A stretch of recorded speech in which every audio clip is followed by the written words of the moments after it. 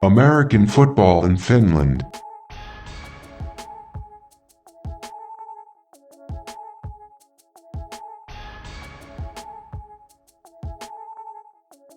All right, all right, all right. Let's get into the matchups this weekend. The Steelers will play host to the Roosters in their playoff matchup. The Steelers are the number one seed, and the Roosters will be the number four seed. Quopia won both matchups. I don't remember the scores. I didn't look at them, but it doesn't matter because they weren't close. They won convincingly both times. But I'll talk to you a little bit about the Steelers, and then we'll let Q talk to you about, his favorite team in the world, Helsinki Roosters. Favorite team this season. Honestly, they haven't always been his favorite, but he riding with them. I respect that. But just on the Steelers, there's some players that you got to watch. Obviously, you got to watch the Anthony Reasanover. I feel like saying arguably or probably is kind of ridiculous at this point, but let's just say he's the best player in the league. Let's just throw that out there. That's how I feel about it. He makes or breaks this team.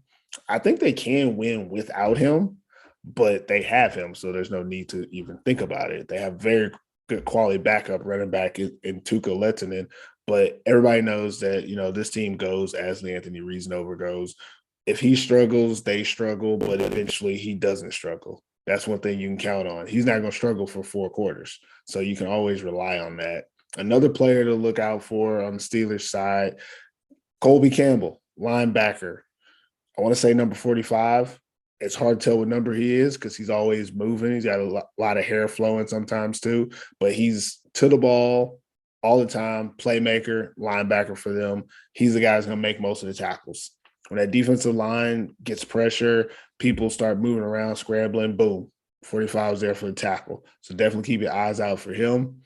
And in the back end for the defense for the Kuopio Steelers, the entire secondary. There's no holes in this secondary. It's the best secondary in the Maple League, which I said at the beginning of this season that they had the best secondary. And I named all these guys. So I'm going to name them again just so y'all don't forget them. Tino Ndongo, Iro Pekkarinen, Ronnie Lane, Eero Vaya, Peter Lundstrom, Marcus O, Oni Karki, and Kosti Hoti. What's that? 1, 2, 3, 4, 5, 6, 7, 8 DBs. And I promise you, all 8 of them DBs, that's top 20 DBs in the league. They got some of the best DBs in Finland out there, and they do very well together. Individually, I can't talk on them too much, but as a unit, this secondary is, bar none, fade all. They don't get beat. They make plays. They feed off of each other. You see a lot of tip ball drills going on. There's always guys flying around in the pass game, and they also are aggressive, and they got a little bit of swag to them, as you've seen from their touchdown celebrations, from Tino Ndongo getting a penalty every other game because he's always hitting somebody, no matter where they are or when they are on the field. One of the best defensive groups I've seen in Finland in a long time. I'm trying to think of who I could compare them to. I did like the Roosters DBs for secondary a few years ago when they had like 4 or 5 national team guys. They were really good.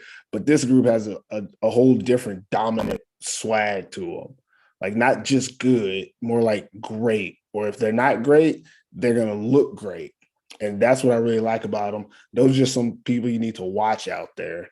Moving to the keys to win for the Steelers is actually quite simple, so I'm just going to name them. Feed Reason over, make Bryce Stancomb play perfect.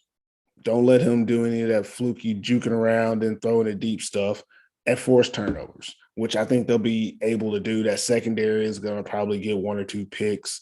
That defensive line can probably get a couple sacks that could maybe turn into fumbles, and then just get the ball to Reason over. You'll be all right. And if you do all that, Bryce Stancomb can't play perfect, so it'll all work out.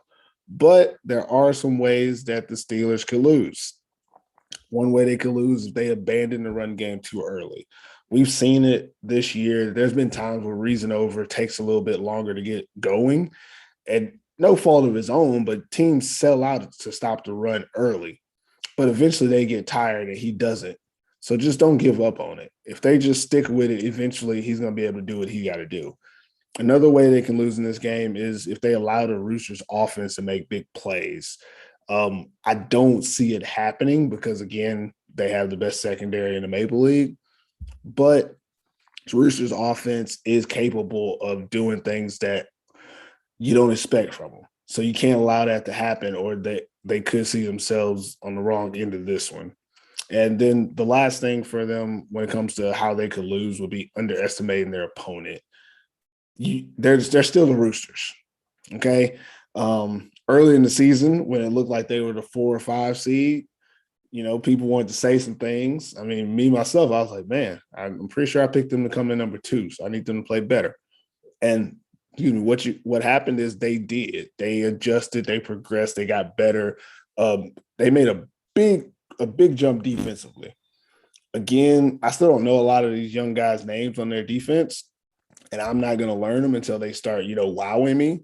But as a collective unit, this defense got much better throughout the season of stopping the pass game, which was their weakness really early on. Was their secondary was, boo-boo garbage. So you can't underestimate these opponents because they still are the Roosters, and this team is well coached, and they have a chip on their shoulder because people like me and Chris are not counting them to be the champions. They still have Coach Q on their side, though. X factor. What is going to set the Steelers apart in this game if it was to be very close? I would say confidence. They know that they're the better team. Their opponents know that they're the better team. And in Finland, that's one of those things that when you go into a game, that there's a mental edge to knowing how it's supposed to shake out. And the Steelers, if they have just a little bit of success, and again, with this secondary and the swag that they have, it's a snowball effect. It becomes an avalanche. Like once they get ahead, they're not gonna be like, okay, well, I'm ahead. Let me be nice and show you some mercy. No, they're gonna put their foot on your neck. One of the few teams that will do that. So that's an X factor for them, is that they have confidence and it's deserved. Last thing for the Steelers, their weakest link. I'm just going to leave it blank because they don't have a weakest link. So that's that. That's my rundown on the Steelers. And that's really what I think is going to happen in this game. Before I give it over to Q, do you guys have any, response to anything I said? I'll give you a little rebuttal time if you want to. I'm just gonna let you have that. I don't really have any rebuttal. I thought for sure he was going to say some kind of weak. Well, he got the Roosters, so he can do a whole rebuttal pretty much. As far as the weakest link, for you not having a comment about the weakest link, I'm going to say this: they're undefeated, so you feel like they don't have the weakest link. But to me, the weakest link is their receiving core. See, now this is where I'm gonna have to school you a little bit about the Scorpio Steelers. The only person I know about is reason over. When I see offensive stats, all I see is reason over. I don't even see what the receiving core there is non-existent to me because the best receiver you put at cornerback. You put one of your best receivers at cornerback. That means you had no plan on throwing the ball this year at all. And here's the thing: if they were a team that played in close games or that was constantly needing to find another way to get the ball or reason over, I would agree with you. But here's the thing: just because you don't use it doesn't make it weak. Just because you don't use it don't make it weak. Their receiving core is not deep. It's not highly talented. But when they pass, don't they? When they want to pass, they pass. And that's all they have to do with it. It's not like they have to pass. They're not like the UNC Crusaders who have to throw 85 passes to stay in the game. They run the ball. They do what they want. That's the difference. It's not like they're a team that has to rely on receivers. So they put a receiver on DB because you know what? He's going to get more catches over there than on the offense side because we don't need to. That's a team philosophy. That doesn't make the receivers a weak link. Now, I'm not going to say that this is ever going to happen or we're going to see it, but if the Scorpio Steelers wanted to become a passing team, you would see more of their receivers and you have a bigger sample size. But also, don't forget about young Haryu out there, number 80. He is still a number one receiver. He just don't get the shine like a lot of these other guys because, again, they don't want to pass that ball. They do what they want. So you saying their receivers are out there getting in shape? Hey, let me give you some numbers. One receiver, so yeah. Let me give you some numbers. Go ahead, hit him with numbers. I'm going to hit you with some numbers right now, okay? Don't sleep on Joey Bradley, yeah? Joey Bradley, 243 attempts, 149 completions. He is the highest completion percentage of all quarterbacks in the league at 61.3%. He's only thrown 5 interceptions all season, and he's thrown for 25 passing touchdowns. I'd say that's a pretty damn efficient passing offense. That's everybody's stats. Every quarterback that's in the Maple League has 25 touchdowns. Hey, no one has over a 60%. He's the only quarterback with over 60% completion percentage. That's that passing game is efficient, I tell you, because of the run game sets it up. That's because they're playing the UNC Crusaders and Copa Eagles every week. Oh, they play every team. What are you talking about? My thing, back to the weakest link thing. If he's throwing the ball and completing 60% of the passes, somebody got to catch it, right? Yeah, I can look over. I can look over.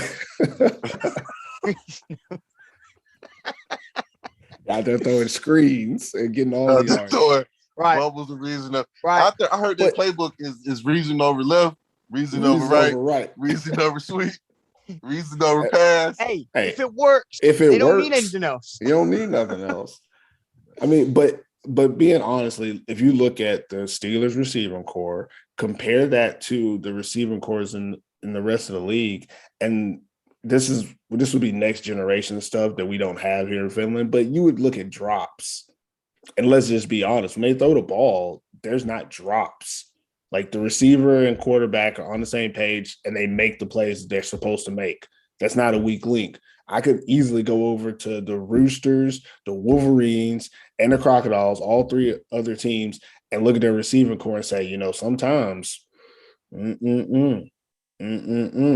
like, and that's how it is. Like you got on those teams, you got guys who, when they line up a receiver, there's some guys they're not getting the ball, And I'm not actually, to throw out some names, if you're throwing it toward Martin Emos over there, Wolverines, I'm not expecting a lot to happen out of that. You got to give it to RJ, or you have to give it to Sanye. Those are your legit hands, but that's only 2 out of your 4 receivers. You go to Kuopio, you have Haryu, you have Noah Choate, who does more little slot work, and then you also have Isaac Marshall. Those are 3 legitimate receivers that you can trust to catch the ball. I didn't say they're great playmaking receivers, but when you get them the ball, they catch it and make plays they're supposed to. That's not a weak link. Like I said before, no weak link.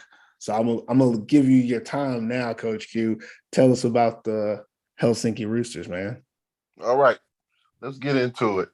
Because I'm tired of y'all talking about all these other teams.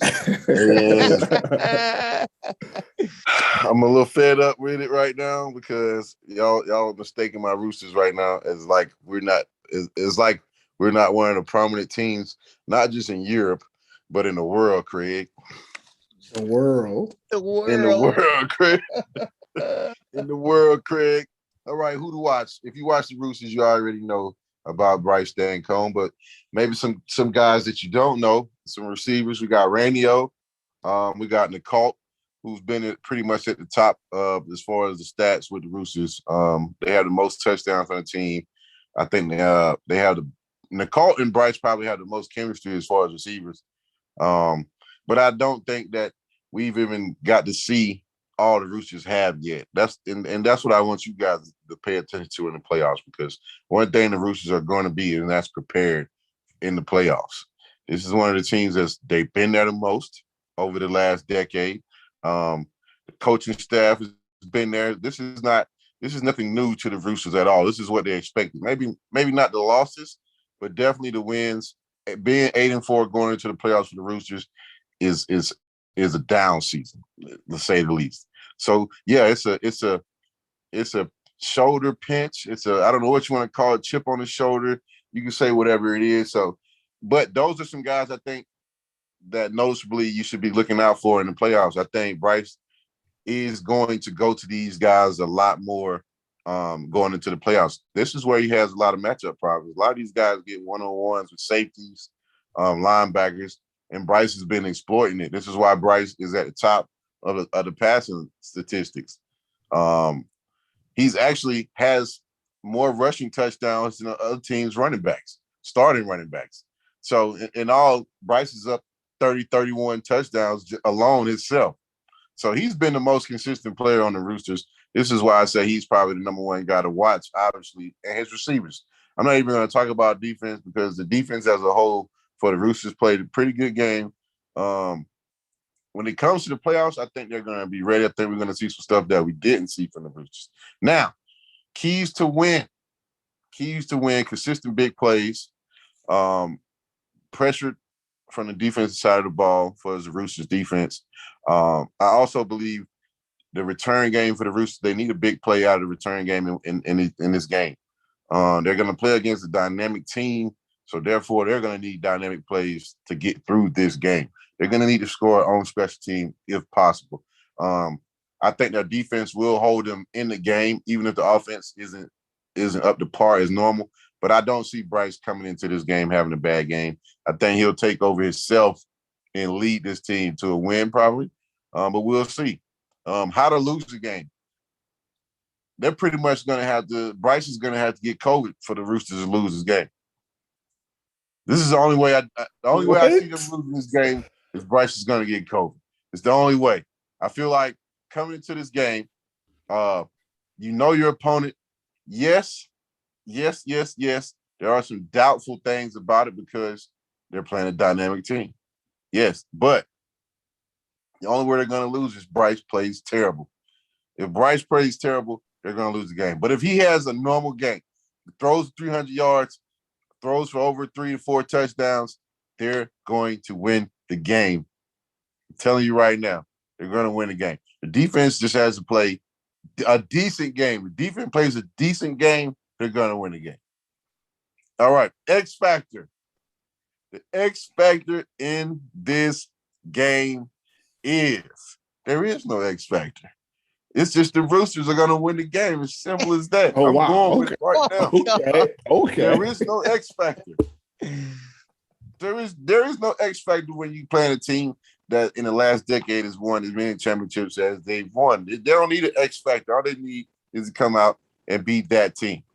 They've been playing a lot of young guys lately. A lot of these guys have been making some real serious plays, real big plays. And I just think, like, coming into this playoffs, the Ranios, I think he went off for maybe 3 or 4 touchdowns last game.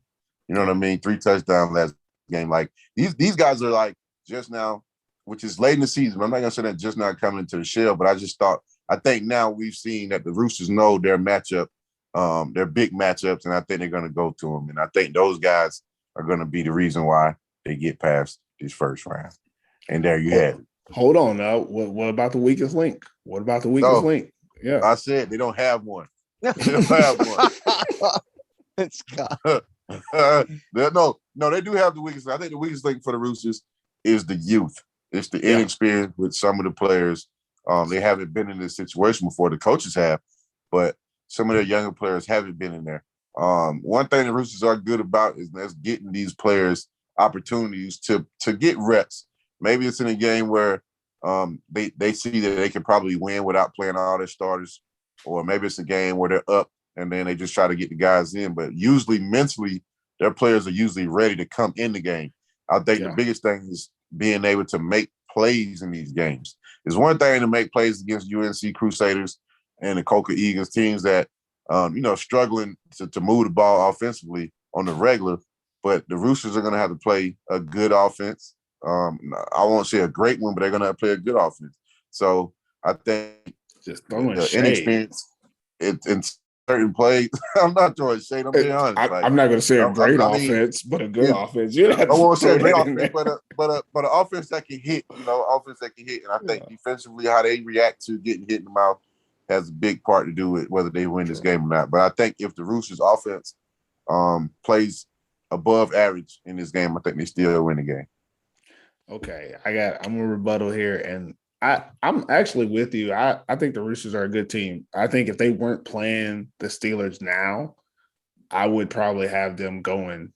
I think that they would be the team that could beat the Wolverines and the Crocodiles. I honestly do believe that they've developed and they're peaking at the right time, if that makes sense. Like we talk about this all the time. Like you want to, progress throughout the season and be peaking right around playoffs. I feel like the Roosters are there. They're probably like all cylinders go, peaking right now. Everything's gelling. Even their game plan is probably really tight. But the biggest problem with a lot of the things that Q was talking about, like, how they can win and how they can lose, is those are just words. Like we're not using any like factual stats or like, looking at what's on the field. I believe, if Bryce Stancomb throws for 300 plus yards, they're going to win. But how is he going to throw for 300 plus yards? I want you right now, name a receiver, and I'll name a DB that can guard him. Name a receiver that can beat any of the DBs for the Steelers. You can't. I'm sorry. You just can't. So you're in a situation where who is he going to throw to get 300 yards? I don't see that happening in this matchup. I think if you play against any of those other teams, you have those matchups where you can, manipulate the defense and get them in a bad situation. This defensive line is going to be on Bryce Stancom's ass all game. It is what it is. That offensive line is decent, but it's not going to be able to stop the front seven from the Kuopio Steelers from get back there, which means Bryce Stancomb is going to be moving. He's moving. He's got to work with his receivers as he's on the move. Good luck, because those 5 DBs for the Steelers, they can stick on them like glue. They're just as fast, just as athletic, and they're going to make plays. Just not a lot of room for Stancomb to throw for 300 yards in this game. I think if the Roosters really had I don't want to say if they have, let's say the possibility of them winning this game would be higher if they were to have a more balanced run game. If they were able to run the ball and force the Steelers to use run support in their secondary, then you have a window for him to be able to manipulate that defensive secondary. But right now, the Steelers don't have to bring anybody. They don't have to blitz anybody. They don't have to bring extra man in the box. They can stop the run, which means all you have is a pass, which makes you one-dimensional. And we know one-dimensional offense outside of it being Anthony Reasonable, it's not going to work. And that's just the cold, hard truth about it, is that they're just outmatched in this matchup. I'm not a diehard Steelers fan, but I'm definitely not a Roosters hater. But this is not a good matchup for them. That's just how I feel about it. I don't want to be too negative, but unless they figure out a way to run the ball against this stout defense, it's going one way, and that's to the Steelers. Chris should be the tiebreaker in this. Chris, what do you think? You know what I think? Numbers never lie. You never bet against the Steelers. That's it. You just don't bet against the Steelers. You said it. You said it all. Their secondary is legit. I can't see, like, Nicole's a nice receiver, but I can't see him getting behind these DBs. I think they're too good. And the front seven, as you said, yes, the Roosters' offensive line is decent, but that Steelers' front seven is better than the offensive line. Bryce is going to have guys in his face, and he's going to have to complete difficult balls. Maybe if they go quick game and hit stuff underneath, they could be successful. But good idea. Their run game's not been great all season. They've not really had – they're more running back by committee this season. They don't have real out-and-out starting running back. They've been a committee. But you know why that is, right? Well, yeah, because their best running back went to Germany. No, not even that. That starter they had, that young running back they had early at the beginning of the season, he lost his knee to the velo. Well, yeah, that too. The velo did that to the Roosters. The velo would do that to you. He got hurt on the velo, and now they had to go run back committee after that. But they had a good 17-year-old running back. I still can't remember that kid's name, and I'm sorry about that. But he was good, and he was going to be something, and he was doing a really good job. And now they're relying on Payar and then to really be the running back who I think he might be able to fill that role, but it's not going to be good. It's Atu Mikkonen, isn't it? The running back? Yeah. That's the guy that got hurt. So, I mean, again, if they had a decent run game, it'd be more comparative that they could actually pull this off. But right now, I mean, that's tough. but we won't dwell on it too much. They still are the Roosters, like you said, they're the Roosters, so you can't count them out. I mean, you can count them almost out, I guess, but you just can't count them all the way out. If you're listening to my voice, you're now part of the AFF community. But don't be shy about supporting us. Head over to our website and order some AFF swag. Get a t-shirt for this beautiful summer weather, or a comfy hoodie you can rock all year long. And if you really want the drip, scoop up one of our limited edition snapback caps. Everything you need to represent the AFF community can be found on our website at americanfootballinfinland.com/merch. We'll move to the second game, which this game will be just as competitive. It's a little bit closer, numbers wise, but I think it'll be a very competitive game. That's going to be the Helsinki Wolverines versus the Seinäjoki Crocodiles. They split the matchups. I want to say the Wolverines won by like 5 the first time, or 2 or 3. I don't know. It was like 1 touchdown both ways, right? Wolverines won the first one, Crocodiles won the second one, or Crocodiles won the first one, Wolverines won the second one. I cannot remember. I'm sorry. I feel like I should remember. Wolverines, Crocodiles, 36-34 to the Wolverines. Okay. And then the second game.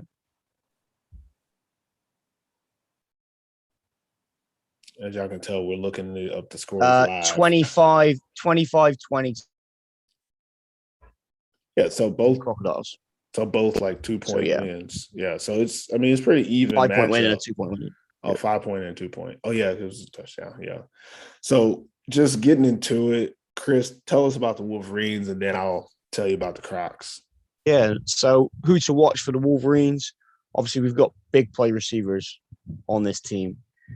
Sebastian Sanye, he's a game breaker, I know. Great deep route runner, big playability, can get over the top of the defensive backs. And the Crocodiles DBs are average. They've got a couple of imports out there, but Sanye, I think he gets all over them. And then the other guy on the other side of the field is RJ Long. Again, big playability, safe hands, Mr. Reliable.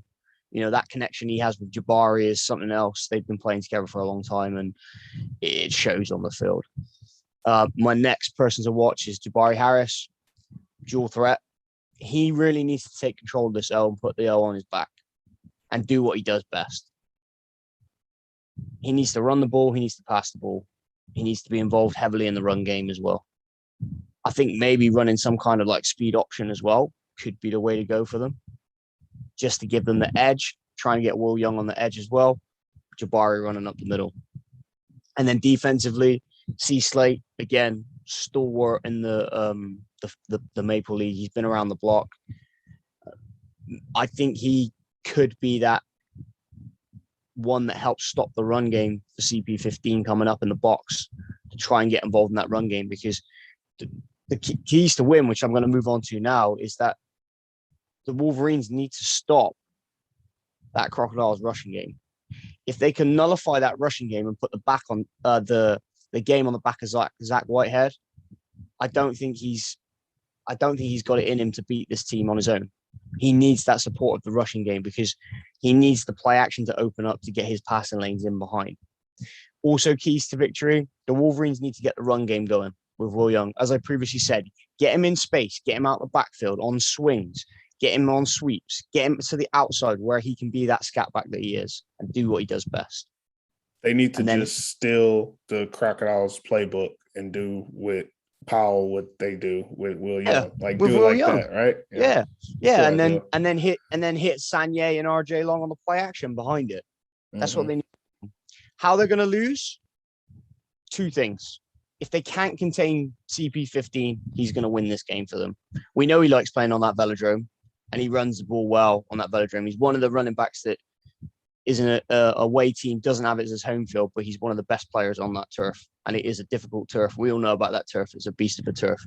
The other thing is the communication in the Wolverines secondary. It's been a problem all season.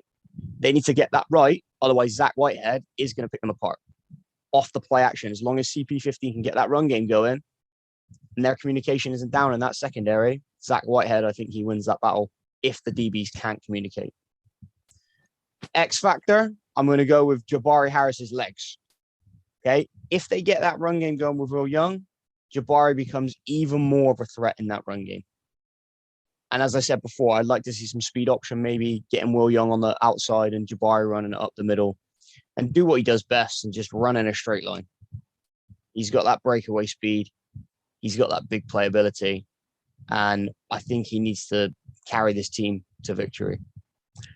Weakest link, I could have said the secondary's communication, but I've gone with the offensive line run blocking because that has been an issue for them all season. We talk about fundamentals all the time, and fundamentally, they're not sound in that run blocking game. The offensive line, for some reason, they're not getting it going. So find ways to be able to put them in a position where they can be successful. As I said, it's a quick game, throw some swings. Don't make them pass protect for longer than 2 seconds because you can't have these deep developing plays because they just can't protect him enough. He's got guys in his face and he's having to scramble and run around. So that offensive line run blocking, and pass blocking in a sense, just that offensive line, they really need to step up in this game for the Wolverines to be successful. And if the Crocodiles can take advantage of that offensive line, then that's how they could potentially win. I'm stealing your thunder a bit there, Purvis. You're probably going to talk about that now. I'm gonna talk a little more on the Wolverines also because I feel like we're leaving out the elephant in the room. The Wolverines still right now, they have more talent than the Crocodiles. They have more talent than the Roosters. They have, almost more talent than the Steelers. Honestly, I would say they're right neck and neck. We'd have to be picky and choosy, but I feel like the weakest link for them is what we've been talking about all season, and that's their offensive philosophy and play calling. Yep. Like if they just call a good game, they win this game. Like that's without a doubt. If they just call a good game, call the right plays at the right time, get the ball to the people that need the ball. Like everything you said about Will Young and getting him in space and doing that, that's all choices. That's all play calling and putting them in the right situation. It's not really on Will Young. Like he can't do anything if they hand him the ball and then he gets tackled. Yeah. But you can call a play where maybe he's in motion and you throw a screen to him or you do a swing route or something like that. It's all philosophy of how you want the game to go. And we've seen the Wolverines, when they play an easy team, they can just, do some Madden plays, throw a bubble, do that play called deep cross, and it's wide open when you're playing on rookie. But whenever they go up against a team that actually has players and a scheme, their talent takes them as far as they can go. At the end of these games, when they played against the Crocodiles, in the first game when they played against Crocodiles, they were able to keep it close because late in the game, all those players that you said to watch for, Sanye, Jabari, Curtis Slater, RJ. Yeah, RJ. I don't know why I forgot RJ. Those four guys, they show up when you need them. When you have to have them, they say, to hell with whatever we have going. We're going to make sure that we have a chance to win this game. In that last game, when they actually did win, that's what they did. And even when they lost, that was mostly on defense, not guarding, CP. But that's the roster that you have. You have a roster that any time in this game, they can take over and win. But these guys are going to do what they're told to do. And if they're not put in a position to win, then they're going to lose. I feel like the weakest link for them is their offensive play calling and philosophy because it doesn't make sense for most of the game. And then at the end of the game, it's like, okay, Jabari, make a play or find one of those 2 or 3 guys that can make a play with you and make something happen. And I feel like in this playoff game, that's not going to be enough. I just don't think it's going to be enough. So I'll talk about the Crocodiles a little bit, but I don't feel like I need to talk about them a lot because, we like to talk about the Wolverines on this show. But who to watch? Obviously, Christian Powell. In Powell, we trust. He is the driving force of this offense. If he plays well, they'll play well, and everything works off of him. Next guy to look out for, Zach Whitehead, maestro of the offense. Very underrated quarterback in this league because he doesn't do too much of anything. Similar to Joey Bradley for the Steelers is, he doesn't get the respect that he deserves in the pass game or the run game. He does a lot with this team when it comes to passing the ball when they need him to, but also in the run game, he runs with his legs. He gets a certain amount of rush yards every game. He contributes to their rushing offense, and that's something that really makes this offense hard to defend, knowing that you have a running quarterback and a running back that you need to put more bodies in the box for. And then if you do put more bodies in the box, they hit you with a play action, and he's going to put it on the money to one of his receivers, hopefully Sarkala, because that's the guy this season, 1-7. And that just makes him a very integral piece of this offense. And the third guy I want you to look out for is Emmett Gooden. I cannot remember what number he is. Is he number 56? 56, number 56 on the defensive line. You're going to see him. He's going to be in the backfield just as much as Will Young. I promise you. He'll be back there right next to him, breathing down Jabari's neck the whole game. That's what he does. He gets in the backfield, and if they run the ball, he's going to be the one tackling Will Young. That's what's going to happen. He's that good. He's that dominant. Haven't seen anybody that can really block him yet. He's unblockable. So look out for number 56. Keys to win for the Crocodiles: make big plays. In the last game they played against the Roosters, I know CP wasn't there, but what he really didn't give them was a few big plays, a few unscheduled big plays to keep them in the game. And that's really what I saw was the difference in that game. They just didn't have no big plays to, get that win. In this game, he's there, but this team also is built around, have a big play here, big play there, keep it close, and then use your ability when it's close in the game to get the win. If they do that, they can win this game. Another thing they have to do is they have to force the Wolverines to drive the field. Don't give up the cheap, easy plays. Don't give up anything that's too easy. Make them work for it. Make that offense use a philosophy, use a strategy to get down the field instead of, oh, well, RJ Long broke 2 tackles and now he's gone. Or, oh, Sanye beat the DB deep and he just got an easy fade. Make them do intermediate routes. Make them run and pass. Force the Wolverines offense to be an offense so that you can get the win in this game. And the last thing I think they need to do to win is to stay aggressive. Don't get comfortable with any size lead in this game. Like I said before, they're more talented. That's a fact. The Wolverines are the more talented team, which means at any moment they can come back in this game. So for the Crocodiles, don't let them. Don't give them the opportunity. If you're up by 2 touchdowns, make sure you're up by 3. If you're up by 3, make sure you're up by 4. Don't take it for granted that they can't come back and beat you because they have the roster to do that. On both sides of the ball, this roster could beat yours. So stay aggressive the entire time. Now, how they could lose is, one, if they let Jabari be Jabari. Don't let Jabari Harris run around. Don't let him extend plays. Don't let him be the running back for the Wolverines. Don't let him get downhill. Don't let Jabari throw fades. Stop Jabari. That's one way you could lose. If Jabari turns into, Superman Harris, then y'all had a good run. That's how that would be. Another way you could lose is to forget about Powell. We've seen this done, I think, early in the season. I think they did it. I think in that early in the season, there was a game where they just didn't get him the ball when they were supposed to. But they haven't done that most of the season. But in this game, if it gets tough and you're down and the Crocodiles are losing at any point, don't just stop giving the ball to Powell. If you can't run it with him, pass it to him. If you can't pass it with him, run it with him. If that all fails, let him play quarterback. I promise you it'll all work out if you keep believing in Powell. And Powell we trust. Last thing of how I think they could lose this game is they play too conservatively. It goes back to the keys to win is to be aggressive. If they get ahead and they start, kind of trying to chew clock, they're really just giving the other team opportunities. So don't give them opportunities. Stay on the aggressive and just don't be conservative, because if they're conservative, they'll lose this game. X factor for the Crocodiles, offensive play calling. I feel like this coaching staff knows when to take chances and how to keep their opponents honest. That's what they're going to need to win this one. It's not been said much, but this is probably one of the best offensive schemed teams we've seen this year. We said it before the season that, you got to find Powell help. You got to pass it sometimes. And then early in the season, I remember myself saying, oh, they're passing a little too much. I don't like it. You got to get the ball to Powell.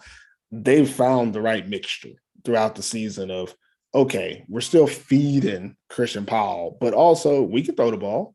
Our quarterback can run. We can do reverses here, and we know when to do them. Early on, I feel like they were doing too many gadget plays, and now they've learned to sprinkle them in perfectly. So if they're able to do that against the Wolverines, they're going to find themselves on the winning side of this game because the Wolverines won't be able to keep up with all that they can do. And the timing of when they do it is really good. Weakest link for the Crocodiles, their defensive secondary. Simply put, they're outmatched. And they're not going to get better before this game. Talent-wise, skill-wise, even scheme-wise, the Wolverines' receiving core is better. I mean, their offensive passing game is better than what the Crocodiles have. So that is their weakest link. But just to counteract their weakest link, their defensive front is really good. Their defensive line is led by Emmett Gooden, so they'll be able to create pressure to help that weakest link. But that secondary is their weakest link. All right, and that's me on the Crocodiles, man. No, Roberto. I think everything you said was pretty accurate. I mean, I think the Wolverines are just way too overmatched. I don't see Wolverine losing this game. If they lose this game, they're firing everybody. Fire everybody.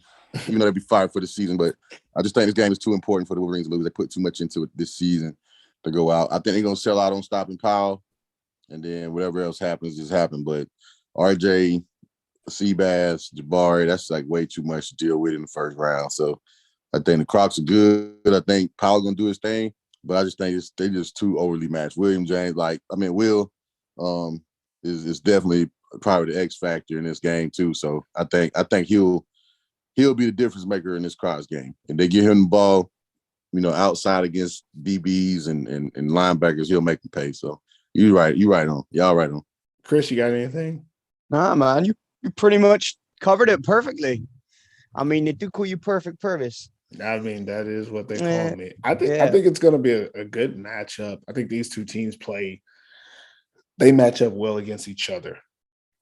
I would say if I wanted to think big picture, I would prefer to see the Wolverines against the Steelers later. But if the Roosters, I agree because the Crocs. I think the Wolverines match up better against the Steelers, and I think they're the only team that are going to be able to compete with the Steelers to try and beat them.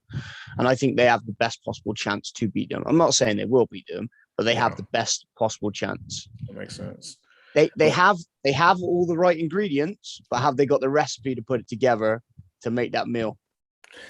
The crazy thing is, I still remember when these two teams played each other first, we were saying very similar things about like the Wolverines match up best against them, and then the Crocodiles beat the Wolverines that weekend. I remember that distinctly. And this is one of those situations too, where obviously we don't want to, get ahead of ourselves, start talking about the Maple Bowl and Wolverines, but it's just one of those things. They have the talent, but I still believe that, that elephant in the room is, philosophy and, play calling. And I think the Crocodiles win in that aspect. I think the Crocodiles know who they are. They know what they want to do. And that gives them an edge in this game compared to the Wolverines, where we've been saying all season, and Q just touched on it again, get the ball to Will Young in some various ways, blase.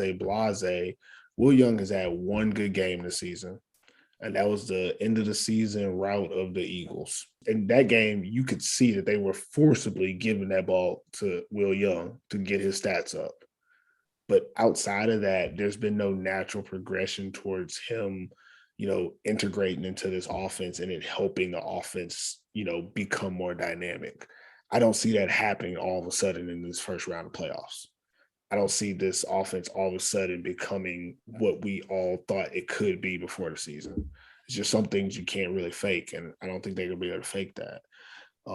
I'm not even saying that I think the Crocodiles are gonna win yet. Really, I'm not really sure. I think it'll be a good game, but I do think that the Wolverines have enough talent to make up for the fact that they do some random stuff, but the Crocodiles have a good enough team that they can counteract that. So it's good. I think this is going to be the game to watch. And this is a Saturday game too. So yeah, that's all 4 teams. American football in Finland.